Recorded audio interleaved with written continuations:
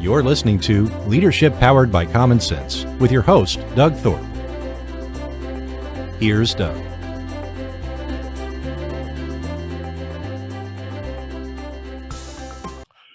Well, greetings, everyone. This is another episode of Leadership Powered by Common Sense. I'm your host, Doug Thorpe, and today I've got a guest who is himself a successful entrepreneur. We're going to talk about his journey and some of his experiences and hopefully give you some inspiration for things you might do differently with your company. And his name is Bryan Clayton. Bryan, welcome to the show, man.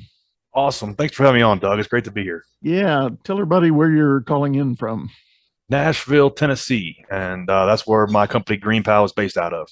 Beautiful Nashville. Yeah, big area there. Are you in Nashville proper or one of the great suburbs around there? Midtown Nashville, so right next to downtown. I'm away from all the craziness on Broadway, luckily. Okay. So yeah, but right smack dab in the middle of the core. So nobody's strolling by your office playing guitar or anything, huh? Well, we're the bachelorette party capital of the world, I think, and so we have these hay wagons that literally drag like hay wagons full of crazy party animals, screaming all throughout the city. So they do come by my condo where I live, Awesome. but it's part of it when you live here. Well, as is custom on this show, give us a little bit of rundown, kind of the backstory of your journey to get to where you are right now as a business owner. Yeah, so I am currently the CEO, co-founder of a company called GreenPal.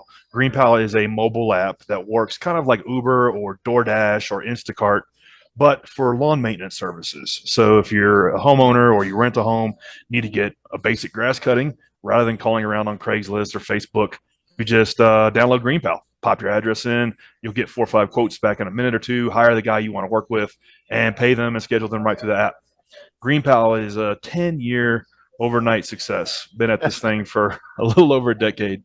And now we are nationwide in the United States. We have the largest network of lawn care services in the country, doing around 300,000 active homeowners using the platform every week to get their grass cut. So it's still growing. So it's been a slog.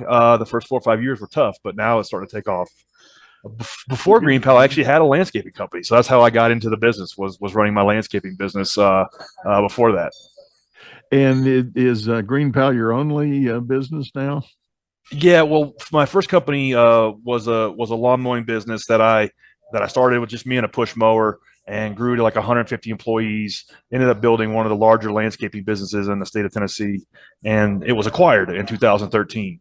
So during the course of that, I invested in other things over a 15-year period of time, particularly a lot of real estate. And so I run on on the side a real estate investment company, and and then GreenPal is my full-time gig. Oh, great. That's great. So how big is the company now in terms of headcount and topside revenue, if you don't mind sharing that? Yeah, so we're 42 people now. That's people that work in-house in the company. 32,000 contractors use the platform to operate their business, to get new customers, to bill for the work they do, to get paid. And then over 300,000 homeowners use it to hire those contractors. We currently do a little over $30 million a year in revenue, and we're self-funded. We haven't raised any outside capital. And that's one of the reasons why it was challenging to get it going at first, was we were growing the business off of its own revenues. And in the early days, that wasn't a lot. Yeah. But it sounds like you made some smart plays with what you had and got the traction you needed and the sticking power that is so critical. So if you're 11 years old, well, I guess you came out of the ground right after the last big financial crash here in the U.S. in 2008. That's right, yeah, but I still had the scars from that. I was running a traditional landscaping business with over 100 employees through that big crash, and that was tough. A lot of other contractors that were in similar situations, almost went out of business. Yeah. And so for me, it was tough. It was tough to get through that. Hold on, someone's being loud next to me. Sorry about that. No worries. How's that? A little bit better. There we go. Yeah.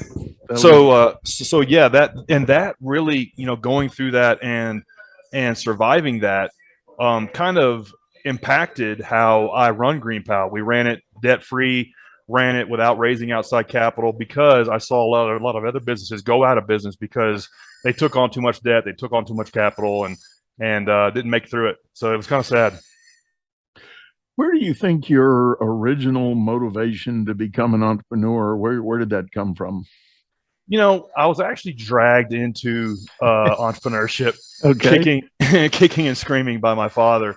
It was the mid 1990s, and it was a hot summer day, and I was inside in the air conditioning playing Super Mario Brothers, and he said, "Hey, get off of your butt. I got a gig for you. You're gonna go mow the neighbor's yard." So he made me go cut the neighbor's grass, and luckily he did because I got paid $20 after that, and I was hooked. I was hooked on the idea of owning my own business. I was hooked on the idea of being able to kind of chart my own way. And so if it hadn't been for that, there's no telling how different my life would be. And so I've never had a job. I've always owned my own company, and so luckily my dad made me go mow my first yard.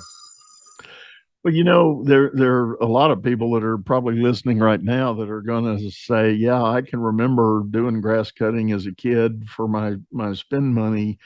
But there aren't too many people that turn that into a lifelong business. And you're actually the second guy I've known that did that. I knew a guy here locally in Houston that did that, and his motivation was after pushing the mower himself in 100-degree heat, he said, "No, I'm going to hire some guys to do this." Yeah, that was very much how it unfolded for me as well. I did it through high school and then put myself through college mowing grass, and then after that, I had to make a decision: was I going to go into the job market and basically take a pay cut, or stick with this landscaping company and see how far I could take it? I really didn't want to be a lawn guy my whole life, but I saw it as my lane. I saw business ownership as my lane, and I really just kind of took it one level at a time. Hiring my first employee was maybe a level in and of itself. Then getting 4 or 5 people together, then getting it to 20 or 30, then every level kind of had its own final boss or dragon to slay at the end of the level. So, and that's how 22 years of entrepreneurship kind of has shaken out for me. Both businesses, it's just one level at a time, and every level kind of has its own challenges. Yeah. And as you kind of hit those hurdles, what was your normal way of getting through them, or has your approach to exploring a hurdle, has that changed with the experience you've got now? For me, it's kind of like you just focus on one or two things and not really worry about anything else. And so in terms of like challenges, you really just kind of have to distill it down to, okay, what's in my circle of influence? What can I actually do? And not even worry about all the stuff that's in the inside of the circle of experience, the things that I'm seeing and noticing that I have no impact over. And going through the 2008 financial crisis with that business was very much like that. It was okay. Well, our sales have been cut by 80%. Payroll is 200 grand a week. What can we do? And we're just going to have to, we're going to have to figure out how to rally the team around it and get through it. And it's funny looking back, like every challenging thing I've ever gone through in business, 5 years later, 10 years later, I was kind of glad they happened. I was kind of, in a weird way, glad that me as a founder, as an entrepreneur, went through that the company went through that, because it made me a better founder, made me a better entrepreneur, made the company stronger. And going through the 2008 financial crisis was one of the reasons why I was able to get the business acquired, was because I had to take that business down to the studs and rebuild it from the inside out, one piece at a time. And so that was one reason I was able to even get it to a place where it could be acquired. So, hopefully we don't go through a terrible recession that's coming up, but I would just encourage founders out there, it's not happening to you as a business owner, it's happening for you. You will get through this. Yeah. Well, that's a good word of advice. And there are so many examples. And I know one thing that I'm talking to business owners about right now, there's a general fear about what's coming. It's like, well, what about tomorrow? What about the market? What about this? What about that? And I liked what you said about, no, focus on the things you can control. That's right. And I've actually encouraged owners to consider what can you do to actually grow during this time as opposed to pulling back. Yeah, to lean into it. A lot of times, the things you can control, even though it might feel helpless at times, are your employees, are your team members, the people in the business. You can check in with them more often. You can try to figure out what they're seeing and what opportunities they might be able to spot that you're missing. It's customers. It's like, who are my top 10 or 20 customers? Let me go see them more often. There's a lot more in your control than you think. It's just as the founder, as the chief, we get complacent. We don't necessarily want to go on that sales call anymore. We don't want to call up that customer anymore. We don't want to do customer support anymore because we feel like we're above it. Well, a lot of times, if you'll take a step back and get more hands-on in times like these, it can be the difference between growing and prospering through this or going out of business like some people are going to. I think you raise an interesting idea here for the growth and the cycles or seasons, if you want to call it that your business endeavors have been through. How would you describe your own personal change as a founder, owner, operator? What are some of the hurdles that you think you've seen personally as growth steps? Yeah, I think that's one of the fun things about starting a business and growing it to whatever level. You grow alongside of the business. So if you're running a small business well, you alongside the business will grow alongside it. So what I mean by that is, like, it's going to require you to become a decent leader. It's going to require you to become a decent manager, maybe a decent bookkeeper, maybe a decent sales guy, maybe a decent product design guy, whatever. And so that's one thing that's been fun for me looking at the last 22 years is that I am a totally different person every 2 or 3 years, growing alongside the company. And a lot of times when my company stalls out and reaches like a plateau, it's because I have reached a plateau. I didn't grow as a leader, or I didn't evolve, or I didn't want to pick up a book on whatever could be data analysis or something like that to figure out, okay, where's the log jam and what we're doing. Like, as a founder, you have to level up alongside the company. And that's been one of the fun things that I've learned, is that not to believe your own BS, not to believe that, oh, well, I'm not a designer, therefore I can't create a new app. Well, in about 6 weeks, you can learn 80% of what it is to become a good designer, and you can build your own app if you really wanted to. And so that's one thing that's been cool for me, is like looking back at like the last 20 years, is all of these skills I've had to learn along the way. And a lot of times it's just, me, quite frankly, is being lazy, not wanting to put in the work to learn the stuff. Well, listening to all of that, I'm going to go out on a limb here, and I'm going to say you're in the rare 2 or 3% of most business owners.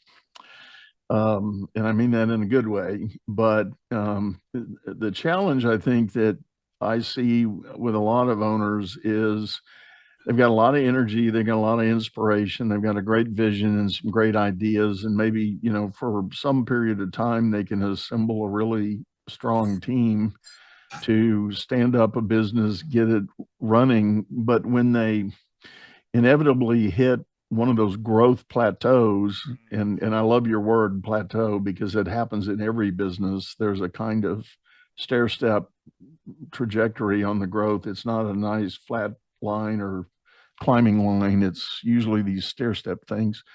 You get on those plateaus, sometimes you get stuck for quite a while, and you're banging your head against the wall going, what's wrong with this picture? I did all this that got us to this point. Why can't we do more? It's usually that owner's block. The mindset is not willing and ready to shift to the next level. Sad. Yeah. And most every business grows to the kind of the incompetencies of the founder. I've been there, and the thing is like you mentioned, like it's not a nice upward line. It's stair steps, or sometimes, which is even harder, it goes backwards. And sometimes you got to go backwards to go forwards to grow the business, and that's really tough. It's hard psychologically to pull out of that. I think in business, you're doing three things at once. You're working in the business. You're just making sure the trains run on time. You're making sure that customers are getting served. You're making sure that you're executing, and then you're working on the business. You're building the systems, processes. You're looking at the strategy, looking at the big picture, trying to figure out where you're taking the company. And then the third thing is you're working on yourself. You are reading the books. You're going to the meetups. You're listening to podcasts, going to YouTube University, trying to figure out where you need block and tackling to level up, what skills you don't have. And so you're doing all three of those at once: in the business, on the business, and then on yourself. Well, I'm glad you've had that recognition and that realization. But again, I'm gonna put an exclamation point on what I said. All of that you just described, I think, makes you in the top. Okay, maybe I'll be a little more generous. Maybe I'll say top 10% of business owners. There you go. It's this stuff 7 days a week. It's a full contact sport. Like, you are your business. You as a small business owner, scaffolding around you and who you are. It is, but you touched on a couple of key areas that I think people trip on and miss out on. So working in the business is the obvious.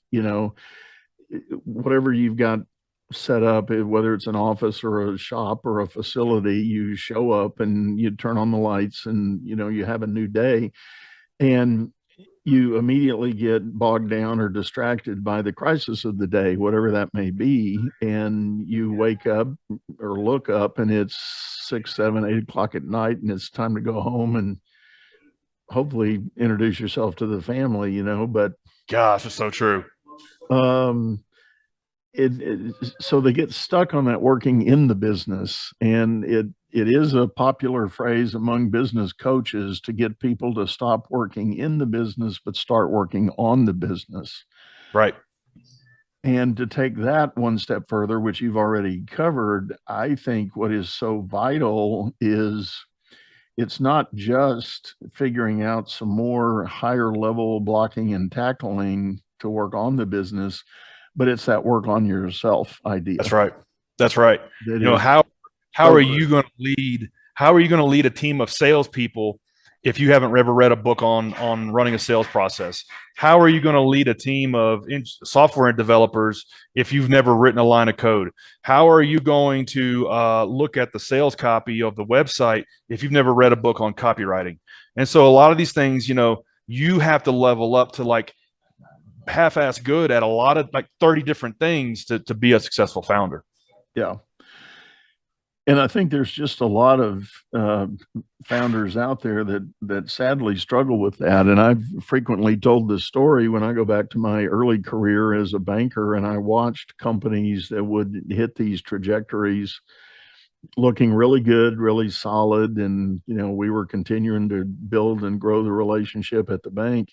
And then all of a sudden they'd hit this plateau and they'd say, well, I'm not going to make my numbers this quarter, and then you go back in and, well, I lost my big account, and next thing you know, they're just back on that plummet, sometimes to total failure. Yeah. And as a young banker, I watched this stuff and I used to scratch my head and go, what the hell? I mean, these guys had a good run going. What went wrong? And when I started really leaning into it and exploring it was the owner mindset. And I happen to do a lot of my banking in the real estate sector. And I came to the phrase, I said, if you're going to own a business, there's 6 inches of real estate that's the most important asset you're ever going to have.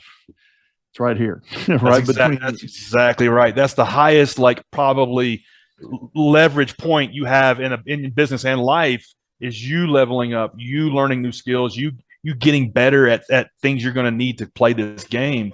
And it's really kind of table stakes. One of my favorite quotes from Jeff Bezos, he says, the thing I love the most about the customer is that they are always discontent.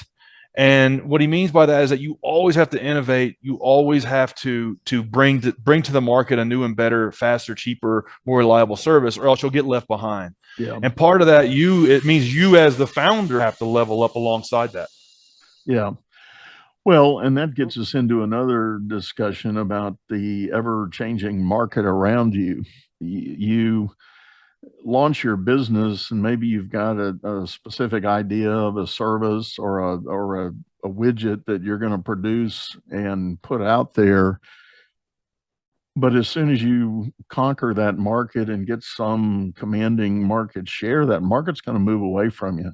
It always does. They're going to find the next thing. They're going to find the next idea. And even if it's just the, appeal of having the new thing, they're going to move away from you. And if you're not plugged into that.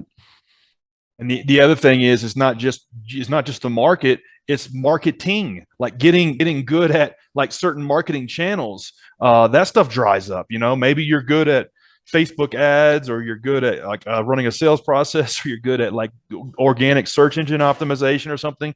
That stuff dries up and collapses if you're not innovating in like the distribution and sales of the product too. So you have to innovate on both fronts. And it kind of means that you as the founder are always scanning and looking for the new opportunities, because you're always reading and learning new things. Yeah. Yeah. Well, I think that's a good point. I think we're going to take a quick pause, Brian, and plug in a commercial message here, talking about staying up with the market and getting things done, paying some bills. But when we come back, we're going to talk a little bit more about some of your other ideas and experiences on being that really well-rounded, effective owner. So hang with us, folks. We'll be right back. Business is all about solving complex problems as fast as you can create them.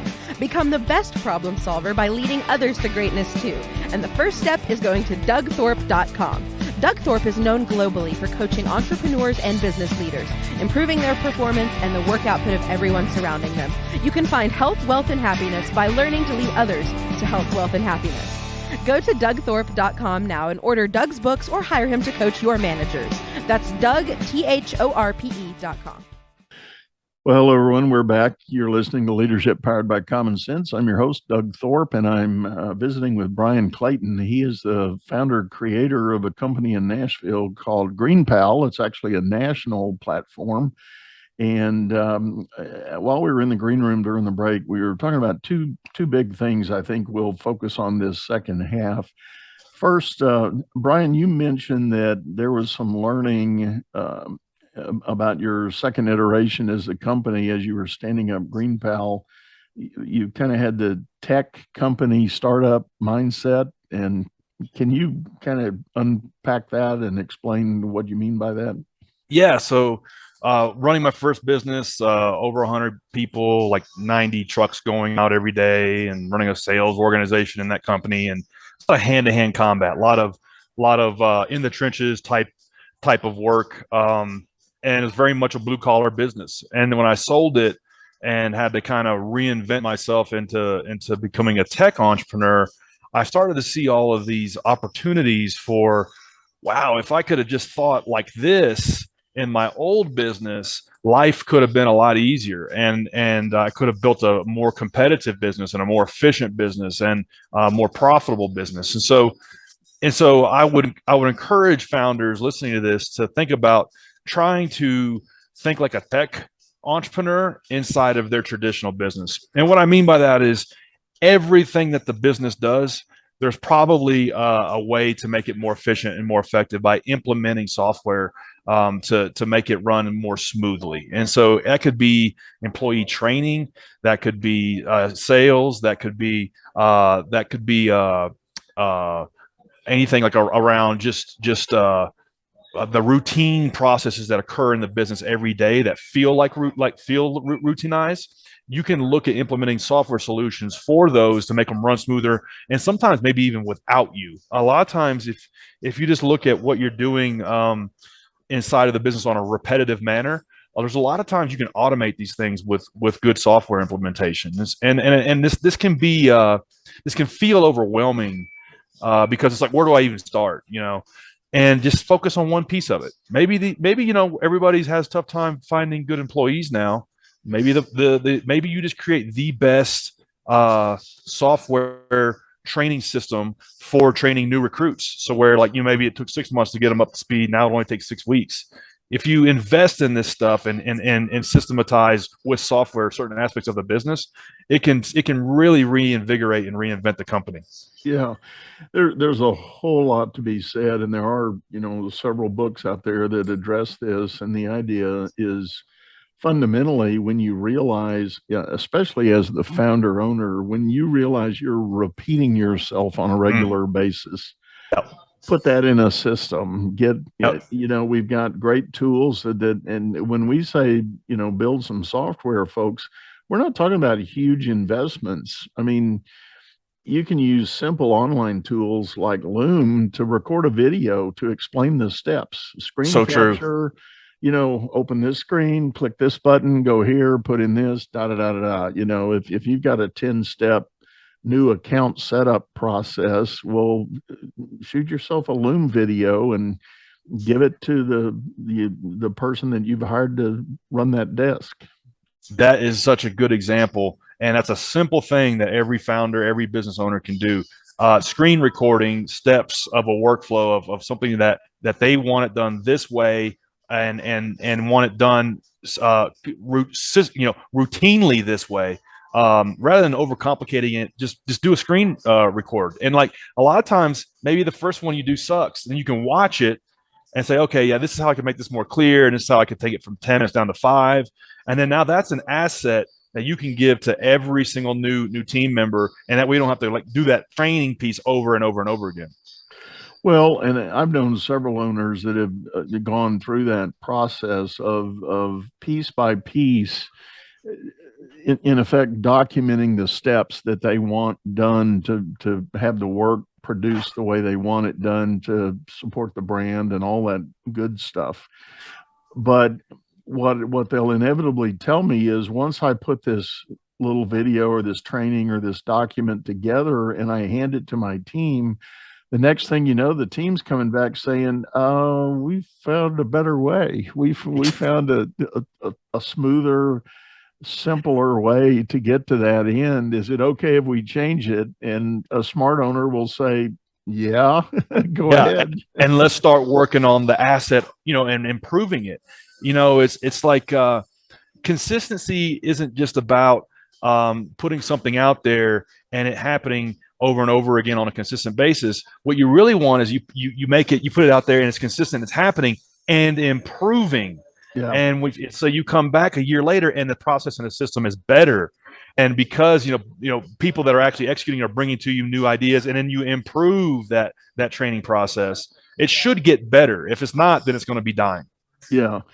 And related to that is the idea of, as you are experiencing your business and you're working with a client relationship or delivering on a big project, as you learn things from those, when the customer comes back and says, I don't like it this way, I wish you'd do it that way, you think about it and you agree, you say, yeah, that could be better. And it's that continuous improvement of the process that is really golden for the long haul. Yeah. And really it's table stakes. You have to look for ways to improve it over time. If not, it's like one of my favorite quotes is George Patton. He says, if you're not gaining ground, you're losing ground. And that's the way business is. Yeah, definitely true. The other thing I want to touch on, Brian, we dangled this in the first half of the show, and I want to really lean into it. And that's the idea of a business owner becoming a leader for the business.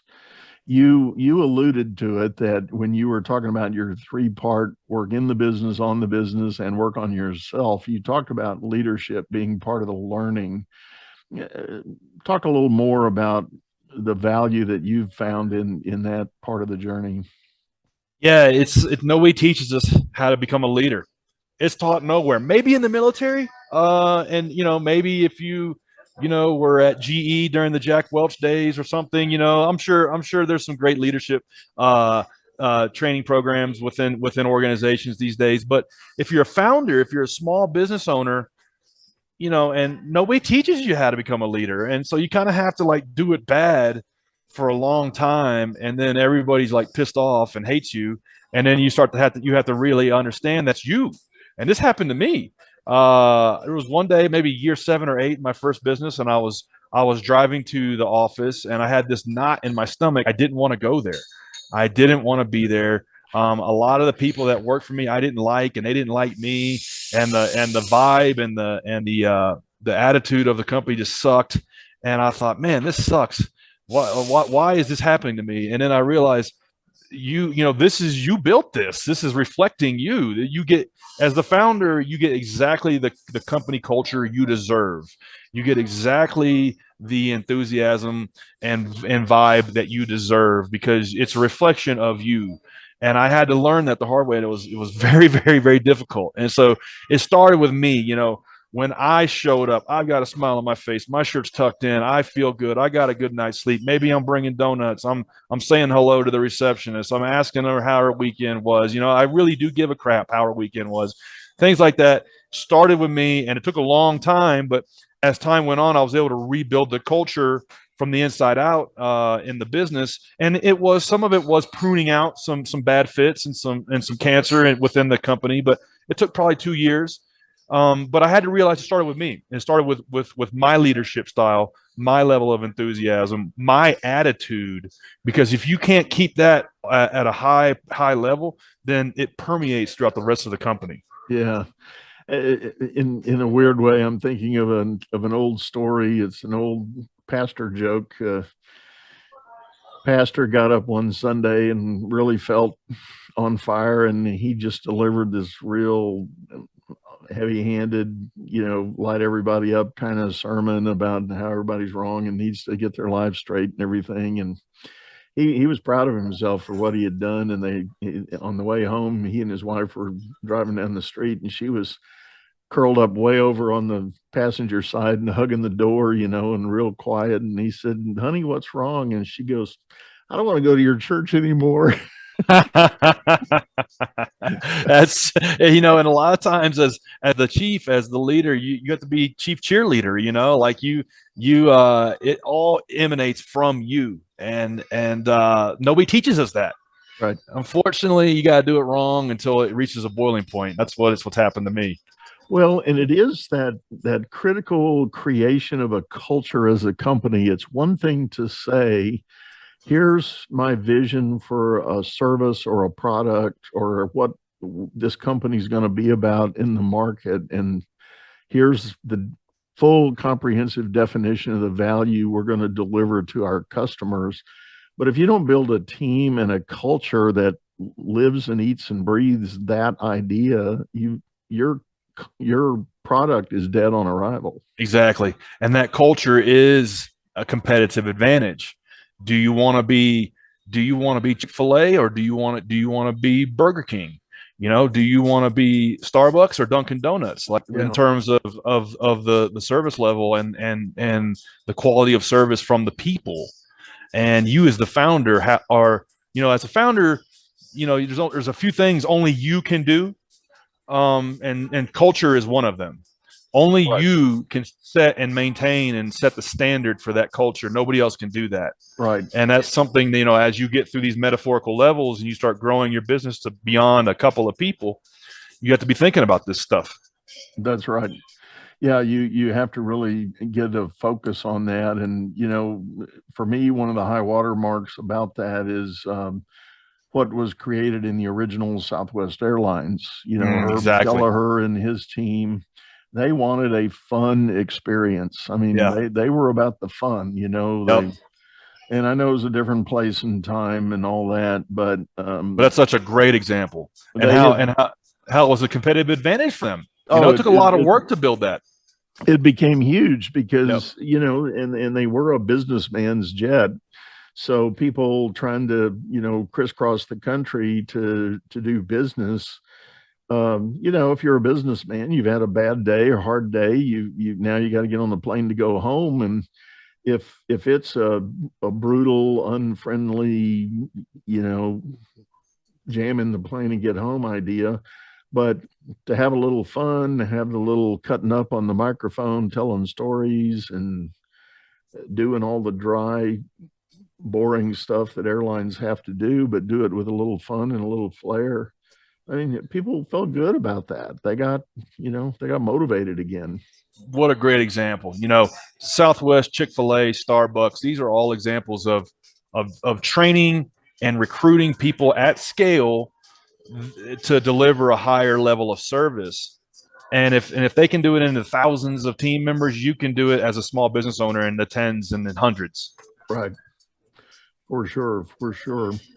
Well, as we kind of get near the end here, Bryan, any thoughts about just a key framework you would tell an aspiring owner, somebody that's listening right now, that's maybe just in that first year or two, they're feeling a little struggle, little frustration. What's some of your ideas on helping them turn the corner? I think if you're in the first couple of years, those are the hardest, right? And I think a lot of times starting a new business from scratch is all about habits and routines, and less so about making any, like, to use American football as an example, is running game and less Hail Marys. And a lot of it, the first 3 or 4 years, can feel futile, and it can feel like you're in like a hamster on a wheel. But I like, one of my favorite books about this is Atomic Habits, and what that author talks about is like some of your highest performing like athletes and business figures is like their ability to endure boredom is just greater, particularly in the early years. And if you can just stick out the grind, stick out the slog, and get to that tipping point, it'll be worth it. But the first 3 or 4 years are tough, and a lot of times it's imperceivable improvements that don't add up, they compound. And it's the little 1%, 2%, 3% gains you're making that compound, that then reach that tipping point later. They don't add up. It's compounding. And so I would think of it that way. Like, think of like everything you're doing now as a compounding equation and not as an addition.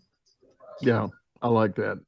And that is so important to, break everything down and try to work your plan in conscious, intentional steps. Right. I love that word, intentional. It's so important, because it's otherwise so easy to show up at work, get blindsided with a half dozen phone calls. Oh. And again, I said it earlier, you look up and it's 7 o'clock at night and you hadn't even had lunch yet, and you're sitting there going, what the heck happened? All you did was work in the business. And that's a trap that a lot of founders fall into, and be intentional about making time to work on the business and on yourself. Right. Yeah, I've got a client recently. We were going over a lot of the things he wanted to get done in his business, and I want to be clear, he's done a good job. He's already done a 2x improvement on what he had in the time we've been working together, and I think he's easily going to get to 5x pretty soon. But we were looking at a pretty large scope of things that had to be done, and I said, wait a minute. I said, fire up your computer and show me your calendar. And we opened up his Outlook, and there wasn't a whole lot logged on the calendar. I mean, it was a meeting here, a meeting there, blah, blah, blah, a lot of white space. I said, oh, dude, I said, I want to see every square on that calendar accounting for something. Yeah. And not just filling spots, but routines. And intentional effort at, if Monday needs to be bookkeeping with your bookkeeper, then, block that in.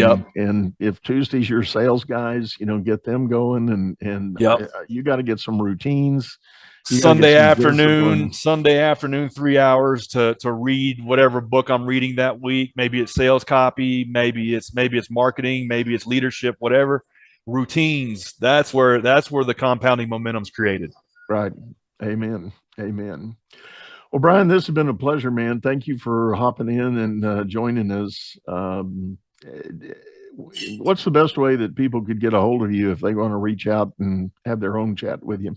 Yeah. So, well, thanks for having me on your show, Doug. I do really, really appreciate it. If anybody wants to try out GreenPal, push a button, get your grass cut, just download GreenPal in the App Store. Anybody wants to hit me up, Instagram is the best place to find me. Bryan M. Clayton, just drop me a DM there. Okay, great. And both of those will be in the show notes, folks. If you didn't catch it on the fly there, just hop back and look up the details of the show here. So one last time, Bryan, thank you again. Thanks, great. Doug. I had a ball. All right, everybody, we're going to wrap this up, let you go. I do want to remind everybody, if you're listening on audio, we do have a video version over on YouTube, channel by the same name, Leadership Powered by Common Sense. I really invite you, and I'm dead serious, I say it a lot, and probably in every show at the tail here, leave us a comment, give us some feedback, let us know if you know somebody that would be a good guest, or if you yourself would like to be one. There are links all over my social media to get you there. We'd love to hear from you and get you involved, get you out in front of the audience here as well. But for now, we're going to say goodbye and have a great day, and hope to see you again real soon. Take care. You've been listening to Leadership Powered by Common Sense, hosted by Doug Thorpe. If you would like to know more about the coaching and advisory services he provides, visit dougthorpe.com.